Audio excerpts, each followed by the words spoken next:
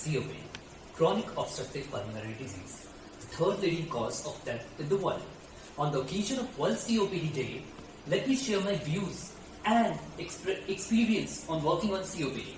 I am Abhibrato Karmakar, Research Fellow, Department of Biochemistry, AIIMS, New Delhi. It is estimated that more than 3 million people died of COPD in 2012 globally. COPD is the second cause of death in India after heart diseases. It is one of the most neglected non-communicable disease. It is estimated by 2021, India will be crossing China in case of death rate in COPD. The global burden of COPD is huge and economically built a pressure to the government. One such study was a bold study which was conducted all across the globe, comprises questionnaire on spirometry. As a molecular and a clinical research, it is always passion for me to bring up with novel ideas and innovation in the field of medical research. Truly speaking, we are nowhere in terms of respiratory research in comparison to other parts of the world. My journey in CRF, an eminent institution in the field of asthma and COPD, helped me to come out with the help of new ideas. It was privileged to know that today we are the first in the world to speak about non-smoking COPD. Study on rural areas shows 85% of population in Pune have non-smoking COPD. You will be surprised to know that agarbatti, mosquito repellent, are more severe than the cigarette smoke, especially in the city where either side, Delhi, is always mushed with the air pollution.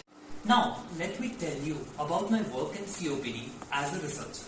COPD comes under broader umbrella: chronic bronchitis, emphysema, prolonged asthma turning to COPD.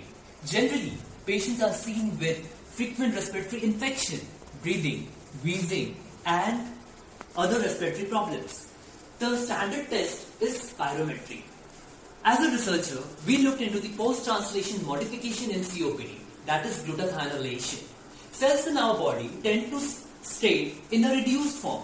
Whenever there is an oxidative stress induced, there is a generation of free radical, and that oxidative stress can be induced by the cigarette smoke. And the thing we have explored in our work is induction of cigarette smoke to other cells. We did in vitro with the patient sample as well as with the cell line.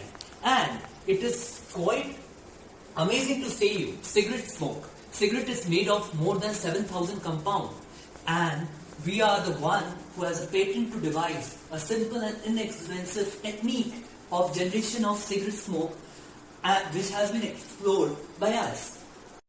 Our research not only stopped here, we further investigated the role of antioxidant in cigarette smoke-induced COPD. Among different antioxidant and mucolytic agents, we worked on N-acetylcysteine, DADS, L-carnitine. Interestingly, our study shows 50% of cells survive in case of cigarette smoke induction when treated with N-acetylcysteine, which act as an antioxidant, anti-inflammatory and anti-mucolytic agent. We further explored the mechanism of N-acetylcysteine in COPD. For clinicians, I would suggest 600 mg twice a day, a recommended doses can be increased. Study shown in the Bronchus trial. As a scientist, I believe in this digital world, use of artificial intelligence platform can help to predict early extubation using algorithm, network modeling based technology. Video-based exercises, proper breathing technique, medication, alert may be boon to the COPD patient. Study done by a Spain group shows AI as an early predictor in COPD. Coming to the management of COPD. Introduction to the major triple inhalation therapy by the Ethos trial published in the September 2020. Early diagnostic with the spirometry proving to be gold standard. Pulmonary rehabilitation will further improve the quality of life by decreasing respiratory infections and symptoms. Lastly, my urge to the government to create national program for diagnosis, treatment and management of COPD must be introduced worldwide. Lastly, I would like to conclude with, on this occasion of World COPD Day, breathe fresh air, cease smoking, less burning of fossil fuels, which lead to the slow progression of COPD.